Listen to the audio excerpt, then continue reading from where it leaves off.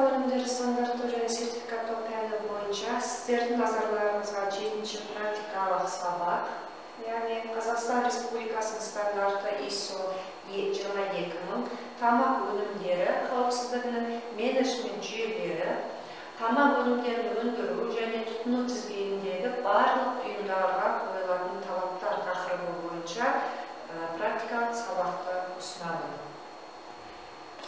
Қазіргі әлемдік заманда нарықта тамақ өнімдерінің сапасына көп назар аударуда.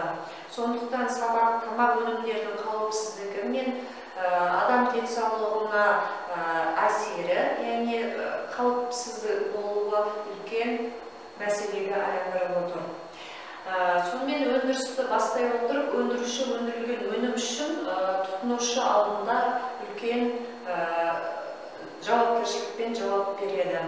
Нарықта өз позициясын сақтап қалу үшін өндірушілер, сонымен қатар бәсекеге қабілетті болу үшін тамақ кәсіпорындары тамақ өнімдерінің қауіпсіздігіне байланысты тәуекелдерді, яғни рисктерді басқарып отыруы керек.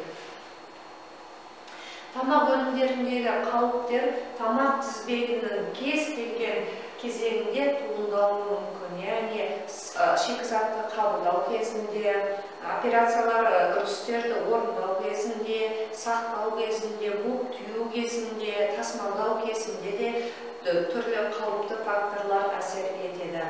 Осыған байланысты бүкіл тамақ тізбегін сауатты басқару, яғни өте өзекті мәселе болып табылады. Тамақ өнімдерінің қауіпсіздігінің тамақ тізбегіне қатысатын барлық тараптардың бірлескен күш-жігері арқылы қамтамасыз етіледі.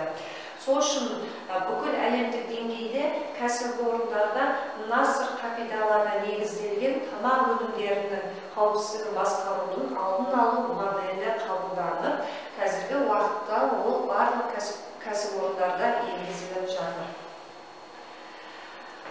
Насыр дегеніміз бұл тамақ өнімдерінде кездесетін қауіптерді талдау және сыни тұрғыдан бақылау нүктелерін бақылауға алу. Бүгінгі таңда насыр бүкіл әлемде тамақ өнімдерінің қауіпсіздігін қамтамасыз етудің ең тиімді әдісі болып табылады. Насыр жүйесіне қойылатын негізгі талаптар. Қазақстан Республикасының стандарты 1179/2003, яғни сапа жүйелері насыр қағидалары негізінде тамақ өнімдерінің сапасын басқару және жалпы талаптар. Екінші, 2005 жылы қабылданған ISO халықаралық стандарты, яғни стандарттау жөніндегі халықаралық ұйым, ISO 20000 стандарты, ол дегеніміз тамақ өнімдерінің қауіпсіздігін басқару жүйелері. ISO 9000 стандарттың талаптарына сәйкес насыр принциптері біріктіретін азық-түлік тізбегіне қатысатын ұйымдарға қойылатын талаптар стандарттары бекітілді.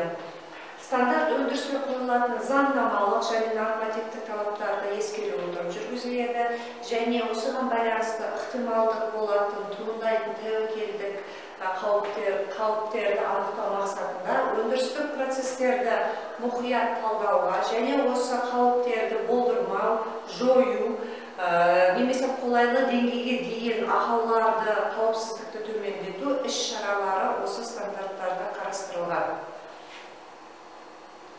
Қазақстан Республикасының ұлттық стандарты, яғни Қазақстан Республикасының стандарты ISO 20000 менеджмент жүйесінде қарастырылған тамақ өнімдерінің қауіпсіздігі, тамақ өнімдерін өндіру және тұтыну тізбегіндегі барлық ұйымдарға қойылатын талаптар қарастырылады.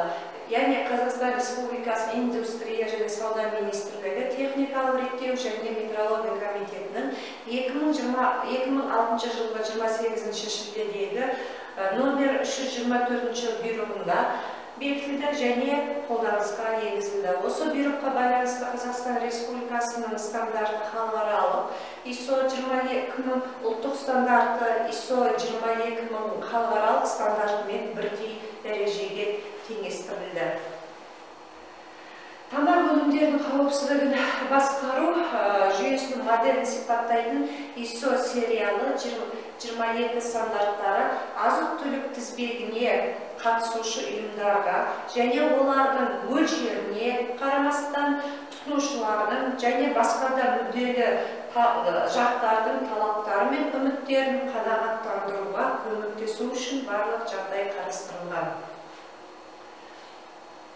ISO 22000 стандарты азық-түлік тізбегіндегі ұйым тамақ өнімдерінің тұтыну кезінде олардың қауіпсіздігін қамтамасыз ету мақсатында тамақ өнімдерінің қауіпсіздігіне қатысты олардың қауіптерін басқару, пайда болатын ықтималдық қауіптіліктерді анықтауды көрсету бойынша негізгі ережелерді, сондай-ақ тамақ өнімдерінің қауіпсіздігін басқару жүйесіне қойылатын талаптардың барлық жүйелерін қамтиды.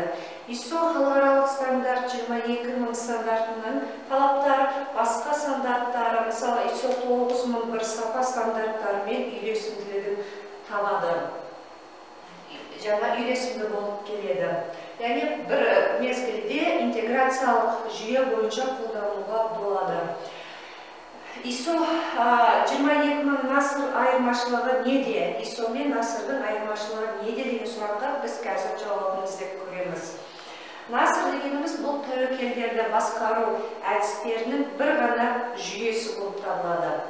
Негізгі құжаттама ол өнімнің сипаттамасы, насыр туралы тобы туралы бұйрық және топ жетекшісін тағайындау, пайда болатын қауіп-қатерді талдау және шешім қабылдау негізінде анықталған әрбір сыни бақылау нүктесінің сипаттамасы, өндірістік процестің блок схемасы, насыр жоспары, насыр тобының есебі, персоналдардың, яғни адами ресурстардың құзыреттілігін растау, ішкі аудитті жүргізу тәртібі мен кезеңділігін сипаттау кіреді. ISO 22000 стандарты бұл тамақ өнімдерінің қауіпсіздігін қамтамасыз ету мақсатында бүкіл ұйымды басқарудың толыққанды жүйесі болып табылады. ISO 22000 стандартының негізін процестік тәсілді қолдана отырып, яғни үдерісті жүйелік менеджмент және үздіксіз жетілдіруді қамтамасыз ету жатады. Өз кезегінде насыр, яғни ISO 22000 бойынша қауіпсіздік менеджмент жүйесінің элементтері болып табылады. Яғни осы аталған стандарттар бір-бірімен үйлесімділігін тауып отырады.